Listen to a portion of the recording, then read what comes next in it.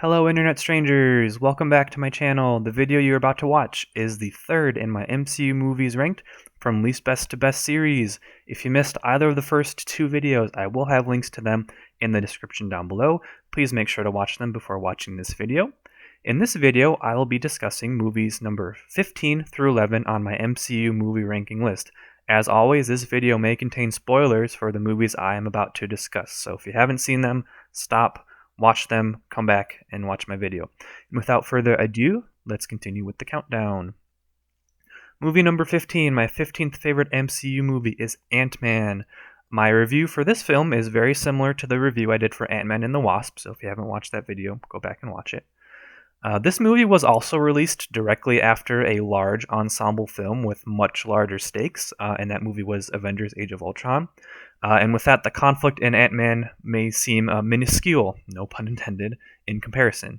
The villain in this movie, Yellow Jacket, is also pretty forgettable, and he's pretty much just a carbon copy of our protagonist, just the evil version.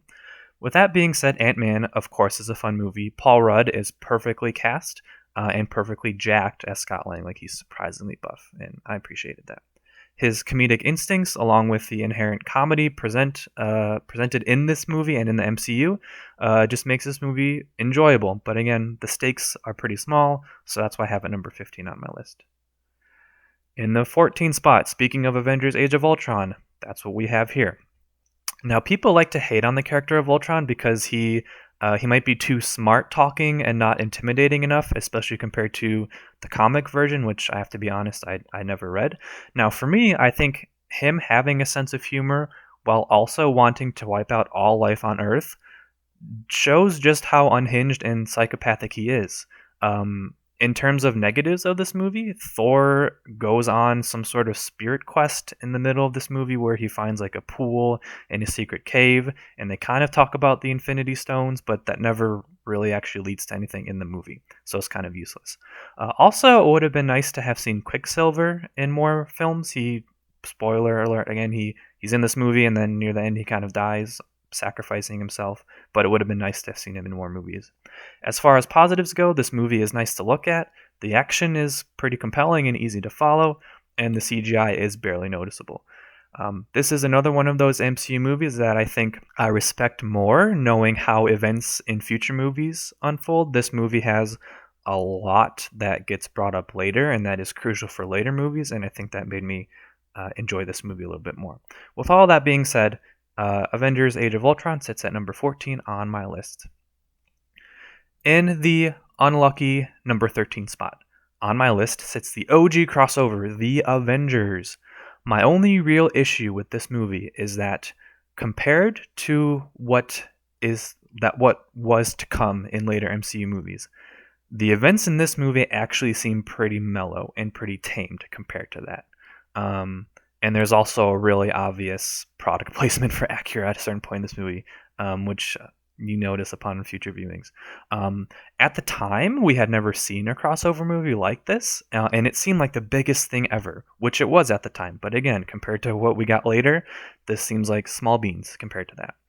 It's a good movie, and I did used to have this much higher on my list. Like, I used to have this in the top 5. I had it pretty high on my list because the success of this movie paved the way for the rest of the MCU. If this movie was a flop, then we wouldn't have got some of my favorite movies of all time. It's just that a lot of the movies that came out after Avengers, I think, were much better, and that's why it's number 13 on my list. Number 12 on my list is Spider-Man Far From Home. Now, I have to be honest, when I did my MCU watch through back in March and April at the beginning of quarantine, this was one movie I didn't have access to. This one and The Incredible Hulk. This movie was on Stars because of the Sony, crap. It wasn't on Disney Plus yet, so I wasn't able to watch this. I had seen it twice in theaters though, so I like to think I still remembered enough about it to be able to accurately rank it. Now, there was a lot of anticipation regarding what this movie would look like, having being the first to come out right after Avengers Endgame, and I think that anticipation paid off. I think Tom Holland is probably the best Spider-Man we have gotten in movies, and I'll talk about that a little bit later.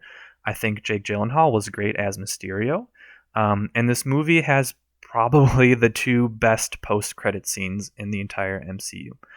If I had gotten a chance to rewatch this, I do think it would have been a little bit higher. But since I have to just go off of memory from almost a year ago, it's going to be at number 12. And rounding out this video at number 11 is going to be Captain America, the First Avenger. I don't really have any complaints about this movie. Chris Evans is Captain America. Like, when I picture Captain America in my head, I picture Chris Evans. Red Skull is a formidable antagonist, even though he's basically just, again, he's Captain America but evil. This movie has some good emotional beats, but it just doesn't hit me the way the best MCU movies do. Like, there's good emotional highs in this movie. There's sad moments, but they're all, the peaks and valleys aren't as extreme as the best MCU movies were. What places this movie so high on my list is how moments from this movie are brought full circle in really great emotional moments later in MCU movies. So it's a good origin story. It just doesn't reach the highs that the best MCU movies do for me.